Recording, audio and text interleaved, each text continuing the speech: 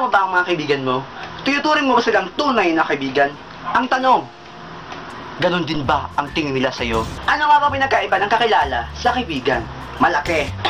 Ang kakilala, kilala mo lang sa pangalan, amoy o mukha. Samantalang ang kaibigan ay hindi mo lang kilala sa kanyang panlabas na anyo, ngunit kilala mo rin ang kanilang mga pag-uugali. At dahil sa inspired akong gumawa ngayon ng video tungkol sa friendship, gumawa ako ng 15 uri ng mga kaibigan na bibigyan natin ng korning katawagan. Number 1, user-friendly. Ito yung mga tipo ng kaibigan na naging kaibigan mo lang dahil sa kadahilan ng may kailangan siya sa'yo. Pero pagkatapos ng lahat ng iyan, ay unknown citizen kayo ulit sa isa't isa. Yung tipong napapansinan pa rin kayo, pero hindi na tulad ng dating may kailangan pa siya sa iyo. Number 2, ito yung tipo ng kakilala na pag nakita mo o makakasalubong mo pa lang, ay mapapaisip ka agad kung babatiin ko ba to? Siguro dahil yan sa kadahilan ng bago pa lang kayo magkaibigan o dati kayo magkaibigan, ngunit wala na ng closeness. Magpapakiramdaman kayo sa isa't isa kung sino ang unang mamamansin. Paminsan pa kayo umiiwas ka o nililiis mo ang ulo mo ng mabilis para kunyari hindi mo siya nakita. Pero sa totoo lang, malayo pa lang siya, ay nag-ready ka na kung ano ang gagawin mo. Number 3, nature-friendly. Ito yung tipo ng kaibigan na pag nakaharap ka, ay napakabait, pangiti-ngiti, at napaka-thoughtful. Pero pag nakatalikod ka, tuta!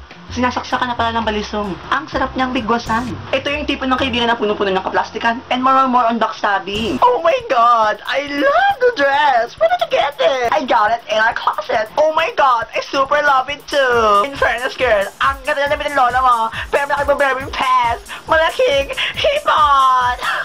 Bet! Change hairstyle. Tangit ang kanina. Pang-apat, joker. Ito yung tipo ng kaibigan na napakakulit, napakabibo, at napakaharot. Palaging active, parang nakakaping barako. Barako? Ito din yung tipo ng kaibigan na over sa kaprangkahan, na kung minsan ay nakakasakit ng kalooban. Pang-5, silent sanctuary. Ito yung tipo ng mga kaibigan na sobrang tahimik. At isa pa, boring kasama. Nasa loob ang gulo. Nasa loob ang baho. Pang-6, social high. Ito yung tipo ng mga kaibigan na sobrang pagkasosyal, kung saan alam lahat ang mga bagay-bagay tungkol sa kasosyalan, party-party, at mga bar hopping. Paminsan totoong sosyal, paminsan sadyang social climber lang. Oh my God. Pang-7, flying bee. Ito yung mga tipo ng mga kaibigan na, kaibigan mo to ha, kasama mo sa mga happiness and everything. Pero ba ikaw ay nasa kagipitan, ba ikaw nasa pait, pa ikaw ay down below, iiwan ka na lang sa ere. Yung mga kaibigang hindi mahinga ng favor, mga talk shit pa. Number 8, friendster. Ito yung tipo na kaibigan na close-closean kayo pag andyan na iba yung tropa, pero pag kayo lang dalawa, energy rank down. Siguro dahil sa kadahilan ng hindi kayo masyadong close at naging close lang kayo pag kasama nyo ang iba yung tropa.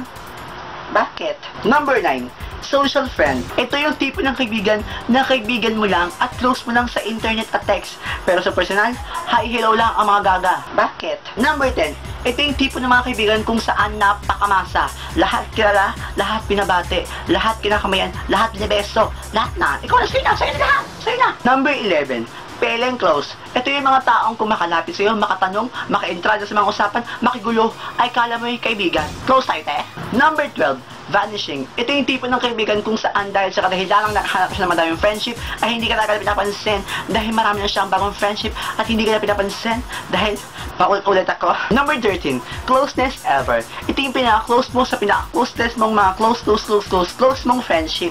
Ito yung mga tipong nahihingan mo ng panyo na papapunas mo sa iyong pawis nang walang alinlangan na ibibigay sa'yo.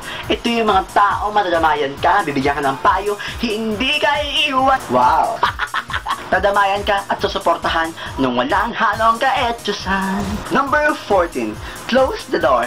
Ito yung mga tipo na kaibigan kung saan siya ay tinuturing kang best friend pero ikaw ay tinuturing mo lang siyang normal na kaibigan. Gets no? Sinasaktan mo lang siya kahit okay na okay ka na at napaka-cheesy ng kanyang mga pinag-o-okay na eklabo. Number 15, ang panghuli. Ito yung tipo ng mga kaibigan kung saan BFF na ang drama. You know what I mean? Kaibigang sinubok na ng dekada, kaibigang sinugot na ng milenyo, ng mga taon, ng mga araw. At excited na akong malaman kung sino ang aking magiging Golden Globes friendship. Oh my God. May mga pagkakataon sa ating buhay na tayo ay nawawalan ng kaibigan. At malaking factor na nga dyan, ang misunderstanding, betrayal. Usapang pera at pag-ibig. Pero wala tayong magagawa. Friendship may come and go. Just go with the flow smoothly. Pero lagi mong tatandaan na once matanggal ang trust sa ugat nito, ay mahirap na itong buhayin pa muli. What did I say? Mas bongga yung part 2, abangan niyo yan. At ang LC Fan of the Week para sa video ito ay si Rosalie.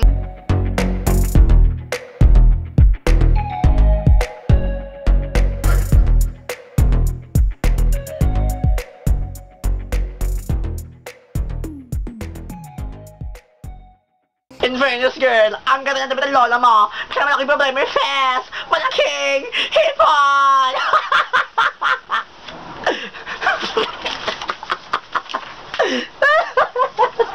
Ang gago.